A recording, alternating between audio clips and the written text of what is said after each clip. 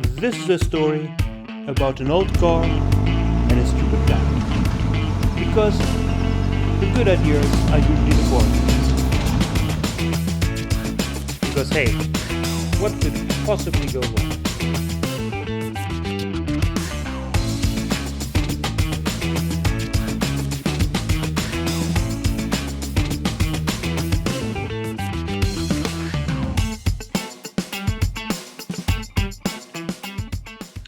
Last week we ended at a scenic camping spot somewhere in the Bosnian mountains after having traveled a horrible road up the mountain, and today we'll continue directly there. So let's go to the Bosnian mountains, to the camping adventure with a BMW Oldtimer on the way to Central Asia. So driving up this challenging road was totally worth it. We had an absolutely great camp with a beautiful view over the Bosnian mountains. Yesterday evening we still got a small visit from some guys from the forestry who, instead of kicking us out from our legal camping spot, joined us for beer. One of them spoke actually quite good German. He learned it in high school a long time ago, and since a few German people live in the region, he somehow managed to keep his German almost fluent. So it was a nice small conversation with locals, giving some insights about the local forests. Forest is a big economy here in Bosnia and comes with many challenges in the mountains. Let's say wash dishes at night in the Bosnian forest. Oh yes. After an amazing camp in the Bosnian mountains, far off the beaten tracks, we managed to fight our way down again this very rough little mountain path. Our tires didn't get broken, so we are quite happy with the result. A bit later we'll have to add again some air pressure. We're still driving on cushions right now. And at the bottom of the road there was again a small perk. We crossed a little old village.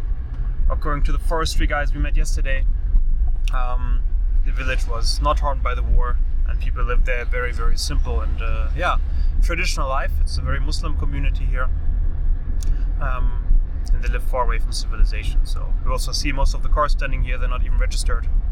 Have no license plates because they only drive around here in the mountains taking care of their animals, I guess. Absolutely beautiful place, far away from everything. People were quite happy to see us. Everybody waved, said hi. No reservations there towards foreigners. And I think we were quite aliens because everybody looked kind of surprised to see two old German cars with tents on the roofs driving through the villages here.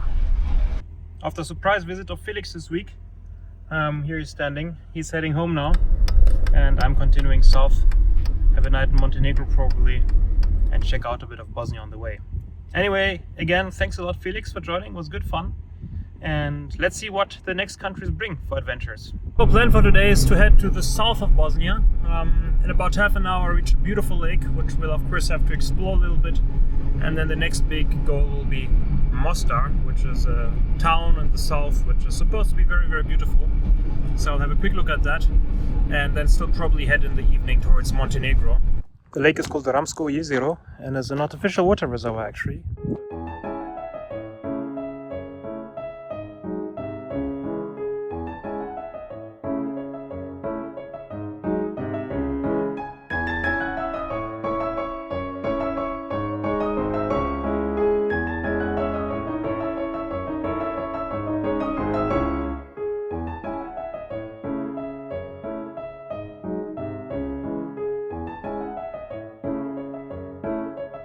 After a very scenic stop at the lake, I'm now heading to Mostar, which is supposed to be one of the most beautiful towns in Bosnia. The road is leading us through many beautiful mountains, and it's a very scenic ride, which is actually quite typical for Bosnia because Bosnia is full of mountains. So if you cross Bosnia with a car, you'll be sure to have many beautiful mountain roads along the way. Arriving in Mostar, and I have to say, directly makes a nice laid-back impression. It's quite warm. Here you've got the amazing view of the river. I think I got the best parking spot that you can imagine. One behind me is Theodore. And this way is the main site of Mostar, which is an amazingly looking bridge. So let's go and check this out. So this is quite a contrast to all the mountains and nature we had. It's quite busy here, but also absolutely beautiful. Really old buildings, cobblestone roads, many restaurants, very laid-back atmosphere. You notice that we made it quite far south. We really got the southern vibe. As you can see in the background, I'm standing in front of a tourist site. There are many tourists here. And the tourist site is the Stari Most, which is a beautiful bridge which was destroyed in the Bosnian War and got rebuilt now, and is like the symbol of the town. Okay, too many people here. Let's get back into the car, let's get back to the rooftop tent, and let's get back into the mountains. So Mostar was very beautiful, but also very full of tourists. So my stop was rather short. I was lucky enough to stand almost next to the main attraction, which was the Stari Mosque, the old bridge dating back to the Ottoman Empire. It was great to see it, and now it's absolutely great to be back in the car heading into the mountains.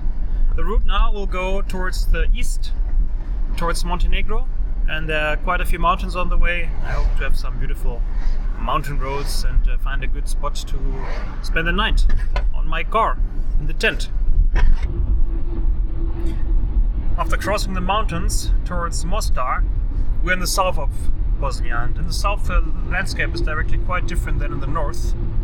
You can see beautiful open roads, open landscapes, only small trees here and there, and a big view over the countryside. A lot of driving pleasure, driving down good roads towards Montenegro. So the sun is going down. I'm about 5 minutes away from my hopefully good sleeping spot, and it's a beautiful sunset, absolutely nice atmosphere.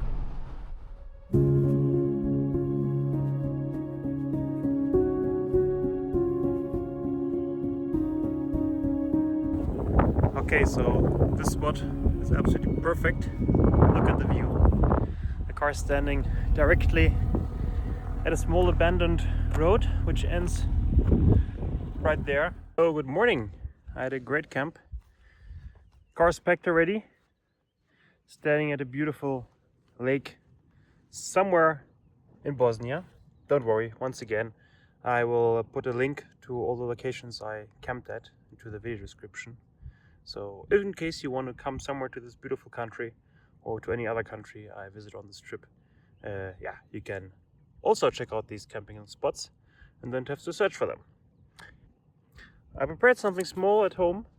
It's just a printed Google Maps map of the region I plan to travel in, and I want to kind of get an overview where I was so far.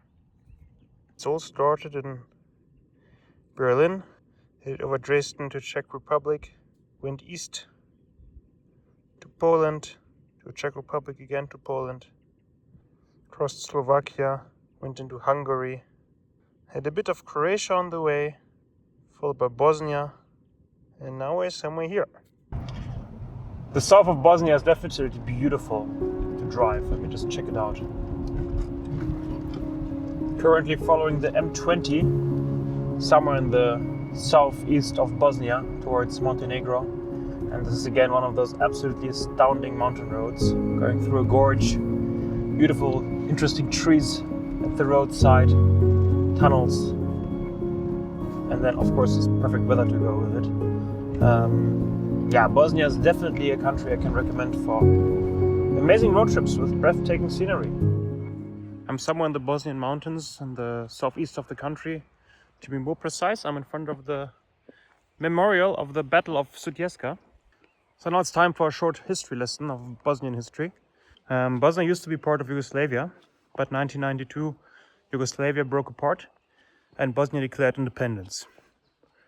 That led to some conflicts because Bosnia has three ethnic groups. It's the Bosniaks, which are Muslim, then there are the Bosnian Serbs and the Bosnian Croats.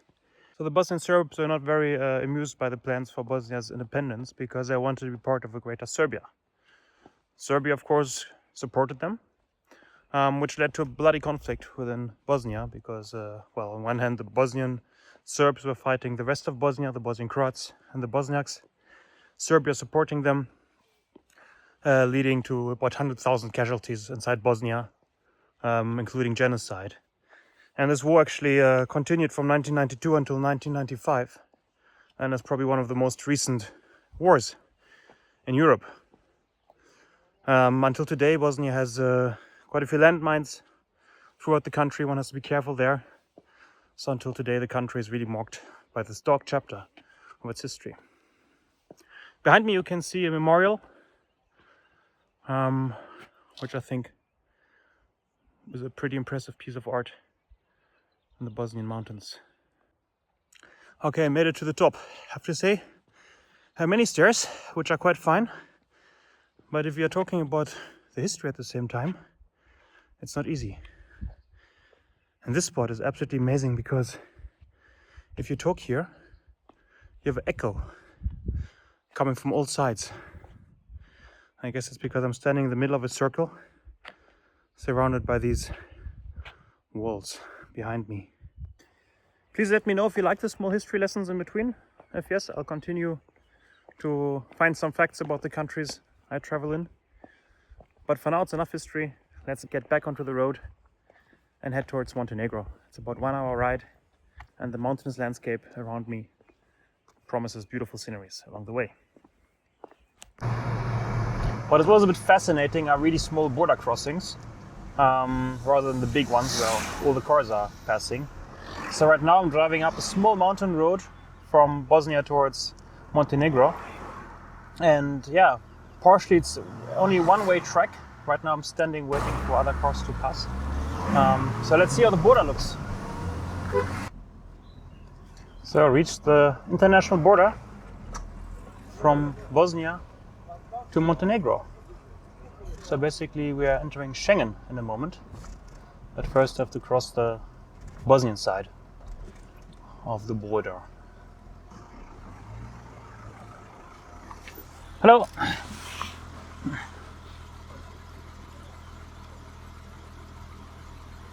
Thank you. Hvala. Thank you.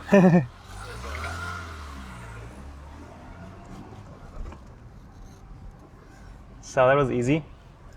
He still gave me a small compliment for the BMW. And now we are crossing the border bridge. It's a one-way bridge over a river. Entering Montenegro. Right now I'm standing in a line. Already past the Bosnian side, but now the Montenegro side of the border has a line, of course, waiting to enter Schengen area. Also a bike, pretty cool. The line is not really long though. You can see the cars going around the curve, and up there in the trees this way you can see the border house, so quite close. Hope I won't get into trouble for filming on no man's land. Meanwhile, the river marking the border between Montenegro and Bosnia is absolutely beautiful. So the line might not be very long at the border, like the border's right here, but they're very, very, very slow. So let's see how thorough the check will be to cross, because I'm already waiting for about half an hour or so, and only I think a handful of cars passed. Let's see. Entered into Montenegro. Somehow the guys didn't like my passport, I don't know. The border control guy brought his friend, and they both had to check, and then everything was fine.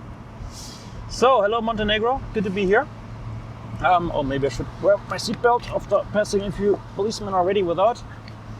The next goal is a national park. I forgot the name, I'll let you know in a moment.